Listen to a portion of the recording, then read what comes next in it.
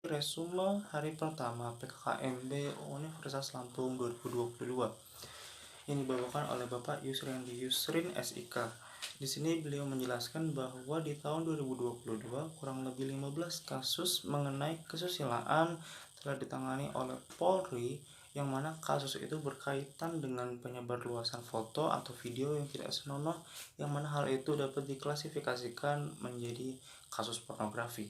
Kemudian kasus perjudian online yang juga marak di tahun 2022 ini banyak sekali dipromosikan oleh beberapa selebgram yang berpusat di Tangerang. Dia juga menjelaskan mengenai tips-tips untuk terhindar dari cybercrime. Kemudian ada materi kedua yang dibawakan oleh Dr. Susetya Herawati ST dengan tema membangun karakter mahasiswa sebagai anti bullying.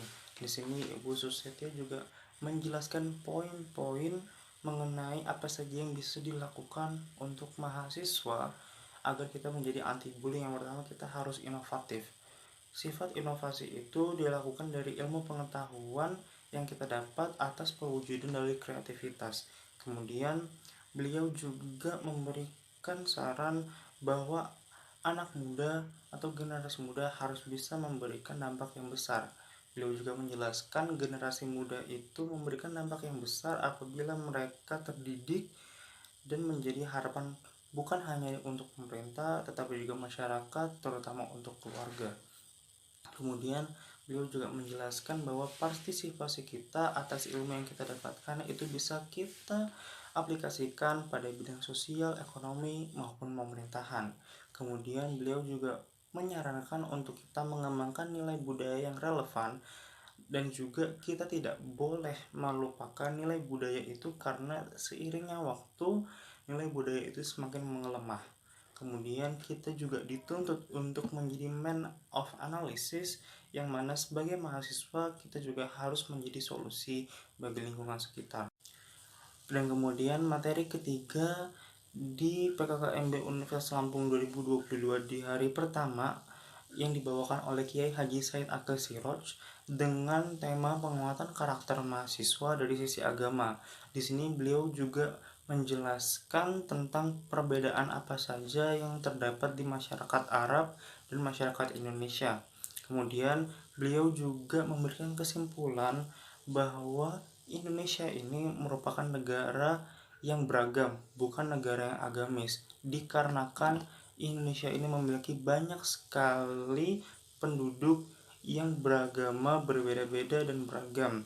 Kemudian kita sebagai generasi muda juga harus dan wajib menjaga karakter bangsa seperti halnya toleransi. Kemudian beliau juga menjelaskan bahwa budaya di Indonesia ini sudah lebih unggul dibandingkan budaya luar.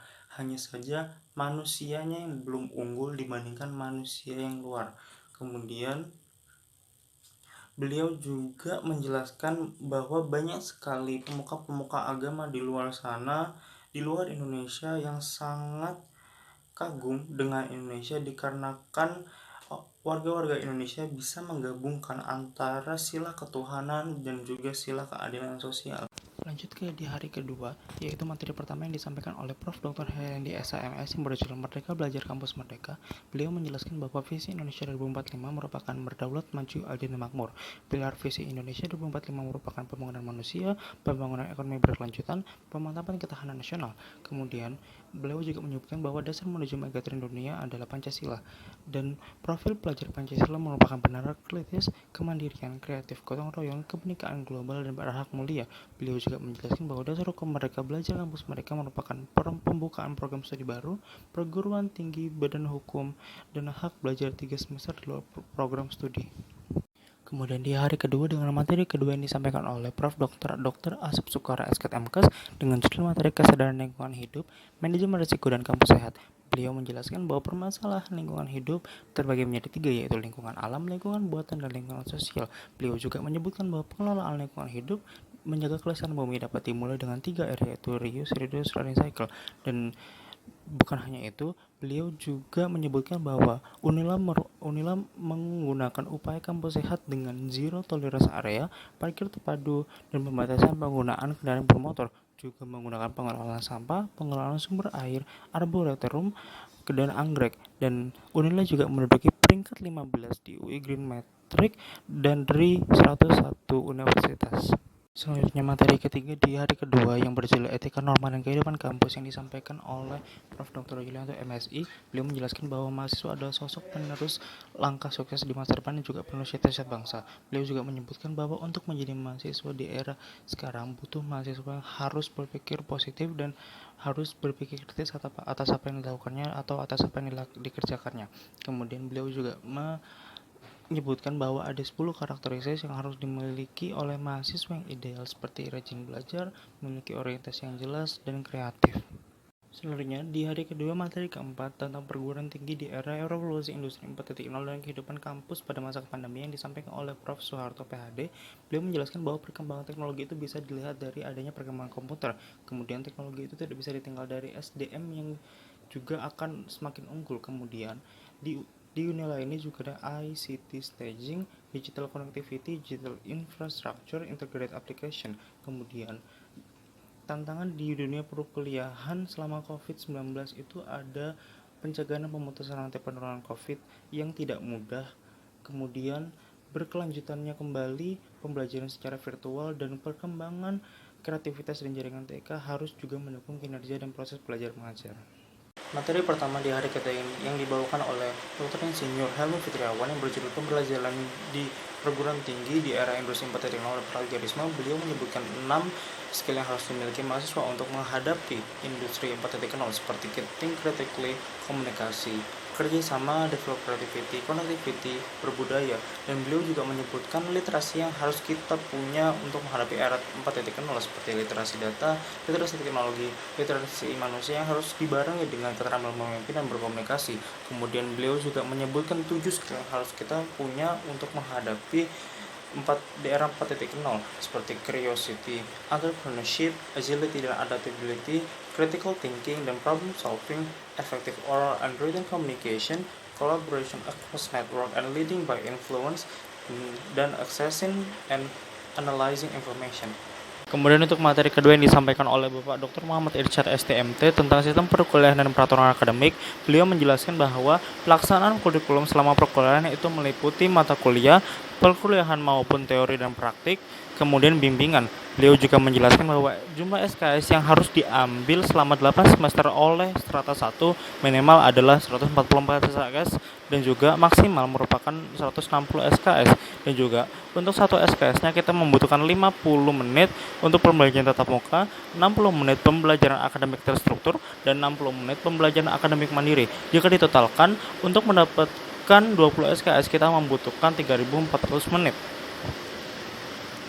Kemudian materi ketiga yang disampaikan oleh Ibu Vera Agustiana Nurdina STMT PhD yang berjudul Biaya Studi dan Sarana Prasarana, yang mana disebutkan sarana prasarana yang ada di Fakultas Teknik Universitas Lampung adalah gedung dekanat, gedung jurusan atau gedung perkuliahan, kemudian ada 46 laboratorium, gedung serbaguna, dan juga perpustakaan Universitas Lampung, kolam renang Universitas Lampung, lapangan tenis Universitas Lampung, lapangan voli Universitas Lampung, dan lain sebagainya. Beliau juga menyebutkan bahwa biaya kuliah tunggal merupakan biaya yang dibebankan kepada mahasiswa per semester yang merupakan biaya operasional, sedangkan uang kuliah tunggal adalah biaya yang dibebankan kepada setiap mahasiswa per semester yang ditentukan berdasarkan penghasilan orang tua.